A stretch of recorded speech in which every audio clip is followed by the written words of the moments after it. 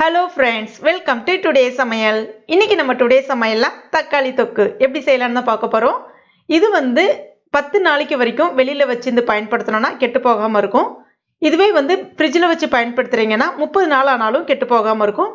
இது முக்கியமாக எங்கேயாவது நம்ம வெளியூர் பயணம் போகிறோம் அப்படின்னா எடுத்துகிட்டு போகலாம். இல்லைனா ஹாஸ்டலில் தங்கியிருக்கவங்களுக்கு ரொம்ப ரொம்ப பயனுள்ளதாக இருக்கும். இட்லி, தோசை, சப்பாத்தியோடலாம் தொட்டு சாப்பிட்லாம். இல்லைனா சூடான சாதத்தோட பிசைஞ்சு சாப்பிட்டாலும் அருமையாக இருக்கும். இல்லைனா தயிர் சாதத்தோட தொட்டு சாப்பிடும்போது ரொம்ப ரொம்ப அருமையாக இருக்கும்.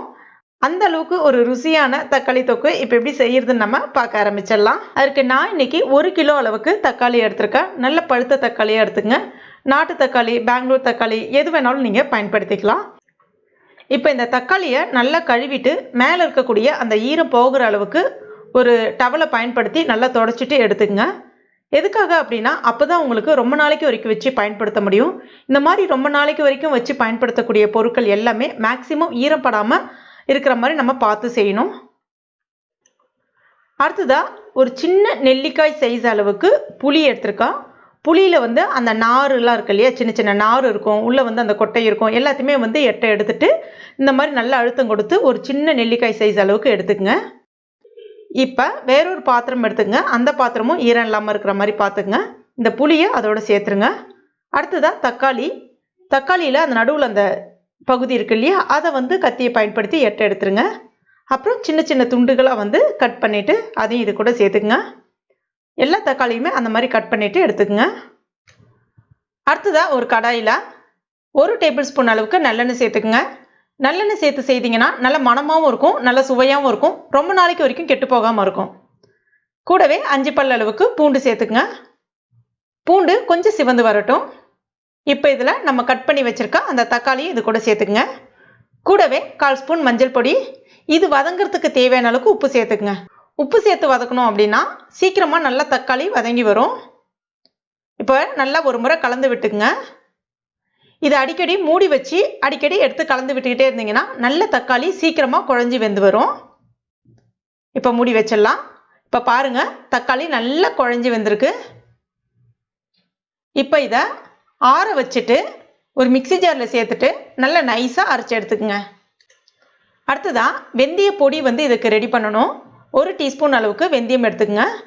இது கொஞ்சம் நல்லா சிவந்து வர்ற அளவுக்கு வறுத்துக்குங்க. உங்ககிட்ட ஏற்கனவே வெந்தய பொடி இருந்தால் இந்த ஸ்டெப் விட்டுடுங்க. இப்போ நல்லா வறுபட்ட வெந்தயத்தை உரலில் வச்சு நல்லா நைஸான பவுடராக ஆக்கிக்கங்க. மிக்சியில் சேர்த்து அரைச்சோன்னா சட்டுன்னு அரைப்படாது. அதனால தான் எனக்கு கொஞ்சமான அளவுகள் எடுத்துருக்கோம் இல்லையா, அதுக்காக தான். இது ஒரு பக்கம் இருக்கட்டும். அடுத்ததாக அதே கடாயில் ஒரு 3 டேபிள் ஸ்பூன் அளவுக்கு நல்லெண்ணெய் விட்டுக்குங்க. கூடவே 1/2 டீஸ்பூன் கடுகு சேர்த்துக்குங்க.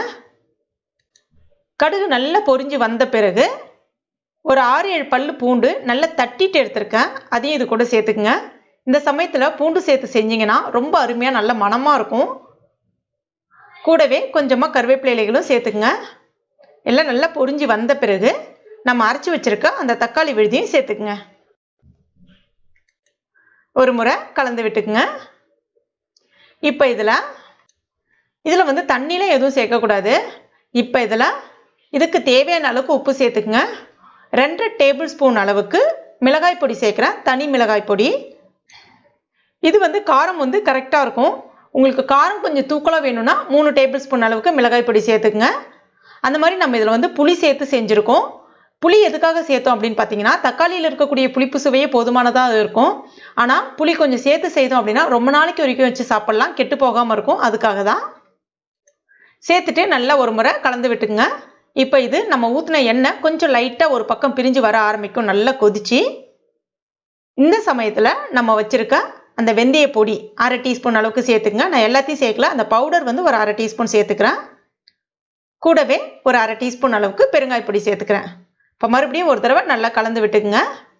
இந்த ஸ்டேஜில் உங்களுக்கு இனிப்பு சுவை, அதாவது கொஞ்சம் அந்த புளிப்பு இனிப்பு சுவை கலந்து வரும் இல்லையா, வேணும்னா நீங்கள் ஒரு சின்ன துண்டு வெல்லம் சேர்த்துக்கலாம். ஆனால் நான் இன்னைக்கு சேர்க்கல.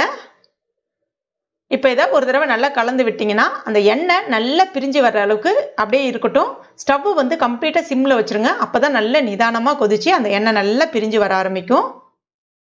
இப்போ பாருங்கள், எண்ணெய் நல்லா பிரிஞ்சு வந்திருக்கு பாருங்கள். சுற்றி அழகாக எண்ணெய் நல்லா பிரிஞ்சு வந்திருக்கு. அருமையான தக்காளி தொக்கு நல்லா மணக்க சூப்பராக ரெடி ஆகிடுச்சு. இது வந்து நல்ல சூடான இட்லி தோசையோடலாம் தொட்டு சாப்பிடும்போது அவ்வளோ அருமையாக இருக்கும். இதை வந்து நீங்கள் ஒரு தடவை ரெடி பண்ணிவிட்டு ஒரு கண்ணாடி பாட்டிலில், ஈரம் இல்லாத கண்ணாடி பாட்டிலில் ஸ்டோர் பண்ணி வச்சுக்கோங்க. நல்லா ஆற வச்சுட்டு எப்பெல்லாம் தேவைப்படுதோ எடுத்து அவசரத்துக்கு பயன்படுத்திக்கலாம். அவ்வளோ ஒரு அருமையான ரெசிபி இது. கண்டிப்பாக எல்லார் வீட்லேயுமே இருக்க வேண்டிய ரெசிபி. நீங்கள் கண்டிப்பாக உங்கள் வீட்டில் ட்ரை பண்ணி பாருங்கள். அவ்வளோ டேஸ்ட்டாக இருக்கும். சப்பாத்தியோட அருமையாக இருக்கும். சாம்பார் சாதத்தோடு தொட்டு சாப்பிடும்போது அருமையாக இருக்கும். சூடான சாதத்தோட நல்லா கொஞ்சமாக நெய் விட்டு பரிமாறினீங்கனாலும் ரொம்ப அருமையாக இருக்கும். கண்டிப்பாக ட்ரை பண்ணிவிட்டு மறக்காமல் எனக்கு கமெண்ட் பண்ணுங்கள். இந்த வீடியோ உங்களுக்கு பிடிச்சிருந்தனால லைக் பண்ணுங்கள். உங்கள் நண்பர்கள் மற்றும் ஃபேமிலி மெம்பர்ஸ் கூட மறக்காமல் ஷேர் பண்ணுங்க. மேலும் இது போன்ற டேஸ்டி ரெசிபிகளுக்கு நம்ம டுடே சமையல் இது வரைக்கும் நீங்கள் சப்ஸ்கிரைப் பண்ணாத நண்பர்களாக இருந்தீங்கன்னா உடனே சப்ஸ்கிரைப் பண்ணீங்க. கூடவே மறக்காமல் அந்த பெல் நோட்டிஃபிகேஷன் சிம்பிளை ப்ரெஸ் பண்ணுங்க. தேங்க்யூ.